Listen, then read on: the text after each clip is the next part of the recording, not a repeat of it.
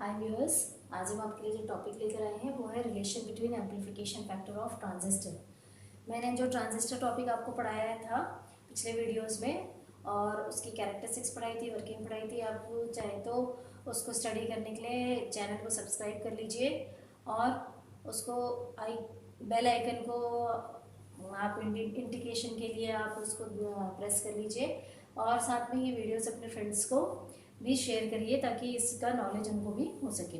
तो आज हम जो बात कर रहे हैं वो एम्प्लीफिकेशन फैक्टर ऑफ ट्रांजिस्टर की बात कर रहे हैं। हमने ट्रांजिस्टर में आपको पहले बताया था कि ये 3 कॉन्फ़िगरेशन में हम इसको वर्क कराते हैं। एक हमारे पास है कॉमन बेस कॉन्फ़िगरेशन, सेकेंड हमारे पास है कॉमन एमिटर कॉन्फ़िगरेशन, थर्ड हमारे पास है कॉमन कलेक्टर कॉन्फ़िगरेशन। तो जब हम बात करते हैं एम्प्लीफिकेशन फैक्टर की तो यहाँ हम बात करते हैं करंट एम्प्लीफिकेशन फैक्टर की। करंट एम्प्लीफिकेशन फैक्टर जो यहाँ पे हमारे पास वो क्या है, करंट एम्प्लीफिकेशन फैक्टर। तो जब हम कॉमन बेस की बात करते हैं तो ये कॉमन बेस में जो हमारे पास करंट एम्प्लीफिकेशन फैक्टर है उसको हम किससे डिनोट करते हैं, अल्फा से डिनोट करते हैं। जब हम अल्फा से डिनोट करते हैं तो इसका मतलब क्या है, output current by input current.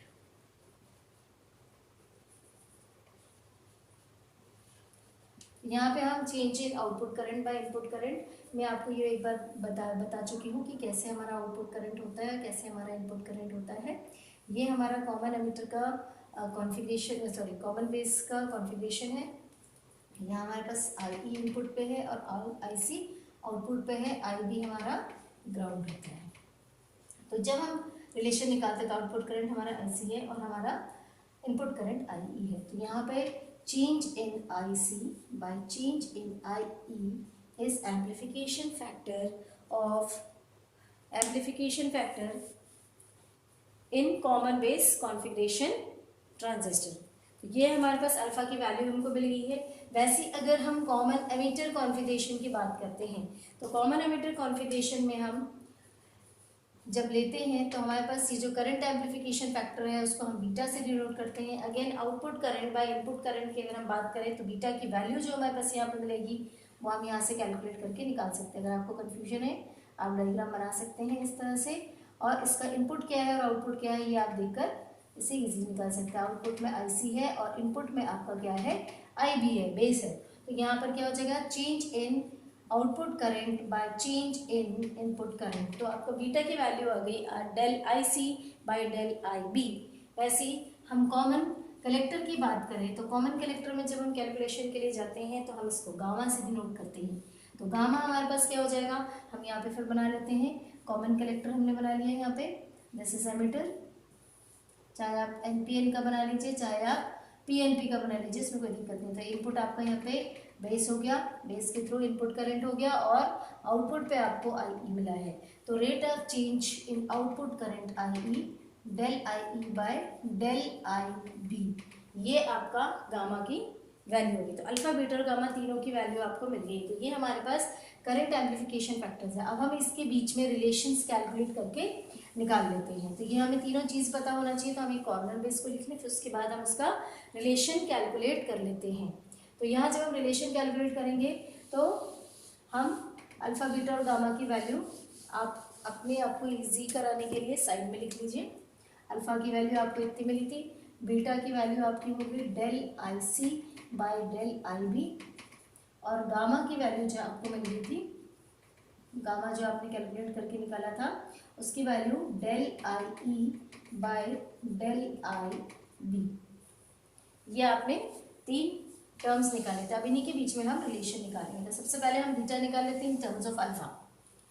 Beta को अगर हम अल्फा के टर्म्स में निकालना चाहते हैं तो स्टार्टिंग फ्रॉम बीटा, बीटा की वैल्यू हमारे पास क्या है, del I C by del I B. अब यहाँ से आप क्या कर लीजिए, इसको आप इक्वेशन 1, इक्वेशन 2, इक्वेशन 3 दे दीजिए। ये आपका इक्वेशन 2 है। इन इक्वेशन 2 आप डेल आई सी की वैल्यू को सब्स्टिट्यूट कर दीजिए। ये 2 था आपका इक्वेशन। अब फ्रॉम इक्वेशन 1, इक्वेशन 1 से आपको क्या मिल जाएगा, I del I C is equal to alpha into del I E. इसको दे दीजिए आप इक्वेशन नंबर 4 और इसको सब्स्टिट्यूट कर दीजिए आप इक्वेशन नंबर 2 में, तो आपको बीटा की वैल्यू मिल जाएगी alpha del I E by del I B. और जब हमने ट्रांजिस्टर में बात की थी कि हमारे पास हम जब टोटल करंट फ्लो की बात करते हैं कि हमारे इनपुट पे जो करंट फ्लो होता है वो डिवाइड होता है जो हमारा बेस करंट है और कलेक्टर करंट है। तो जो हमारे पास बेस करंट और कलेक्टर करंट है उसकी वैल्यू के हिसाब से एस आई ई की वैल्यू होती है आई बी प्लस आई सी। यहाँ पर हम डेल आई ई की वैल्यू क्या हो जाएगी, equal to del I B plus del I C.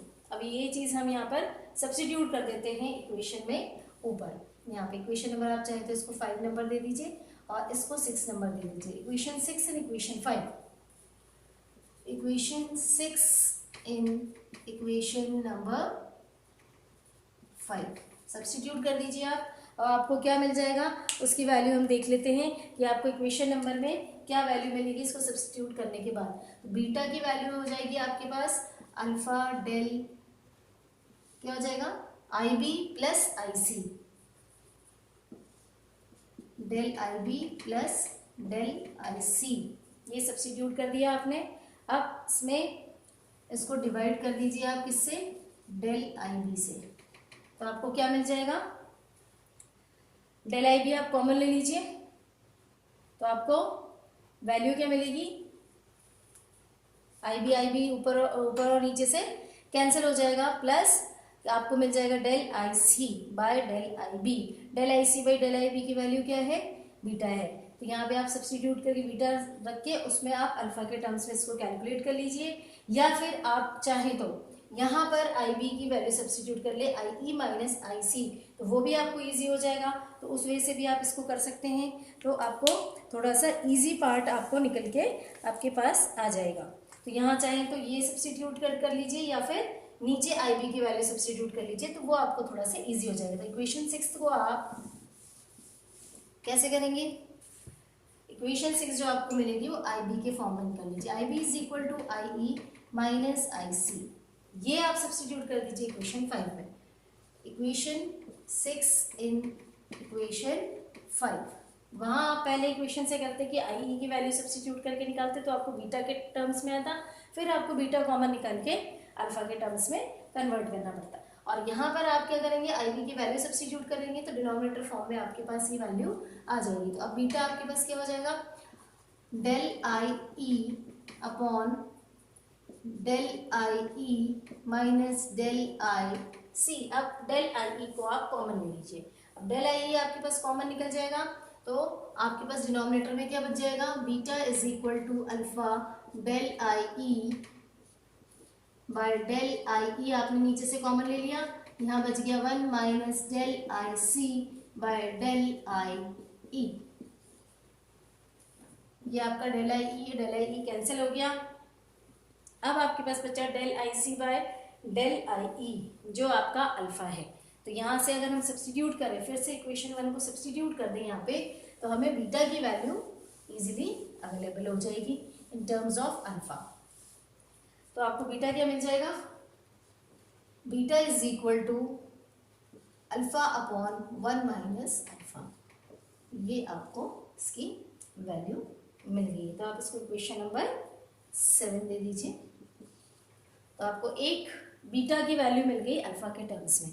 अब हम कैलकुलेट करेंगे गामा की value in terms of alpha, आप बीटा के फॉर्म में भी निकाल सकते हैं उसको और अल्फा के फॉर्म में भी, तो हम देख लेते हैं। तो नेक्स्ट हम बात करते हैं gamma in terms of alpha या बीटा। तो गामा हमारे पास क्या है, फ्रॉम इक्वेशन 3 की बात कर रहे हैं, gamma is equal to del I E by del I B.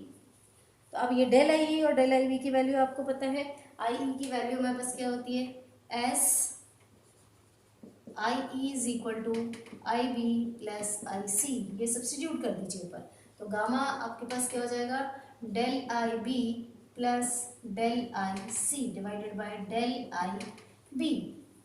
अब आप यहाँ पे क्या हो गया, डेल आई बी को आप कॉमन ले लीजिए, डेल आई बी कॉमन आ जाएगा न्यूमरेटर से, तो del I B 1 plus del I C by del I B, ये मिल जाएगा आपको, divided by del I B. Denominator और न्यूमरेटर से डेल आई बी कैंसिल हो जाएगा। अब del I C by del I B की वैल्यू क्या है, बीटा। तो gamma is now equal to 1 plus beta. तो गामा आपका किसके टर्म्स में आ गया, बीटा के टर्म्स में। This is equation number 8। तो आपको गामा मिल गया बीटा के टर्म्स में और बीटा मिला है आपको अल्फा के टर्म्स में। अब इक्वेशन नंबर 7 को 8 में सब्स्टिट्यूट कर दीजिए तो आपको गामा भी अल्फा के टर्म्स में मिल जाएगा।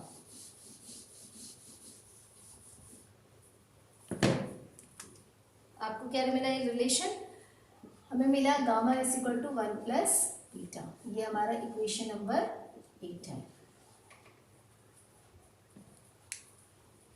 इक्वेशन नंबर 8 हमें मिल गया। अब हम इसी में क्या करेंगे, 8 में इक्वेशन नंबर 7 को सब्स्टिट्यूट करेंगे तो हमें gamma in terms of alpha भी मिल जाएगा। तो हमारा तीनों का आपस का रिलेशन कैलकुलेट होके हमें मिल जाएगा। तो अब हम क्या करेंगे, इक्वेशन 7 इन इक्वेशन 8, तो हमको मिल जाएगा gamma is equal to 1 plus alpha upon 1 minus alpha. ये हमारे पास बीटा की वैल्यू है। अब हम इसको एलसीएम लेके कैलकुलेट कर लें। तो gamma is equal to 1 minus alpha plus alpha upon 1 minus alpha. ऊपर से दोनों अल्फा अल्फा कैंसिल हो जाएगा। तो गामा जो आपको मिल गया, gamma is equal to 1 upon 1 minus alpha. ये आपको गामा अल्फा के टर्म्स में मिल गया, बीटा के टर्म्स में मिल गया और बीटा आपको अल्फा के टर्म्स में मिल गया। तो equation number 7, 8 and 9 gives you the relation between the current amplification factor of transistor in all the three configuration: common base, common emitter and common collector. That's all viewers. We'll meet with the next video.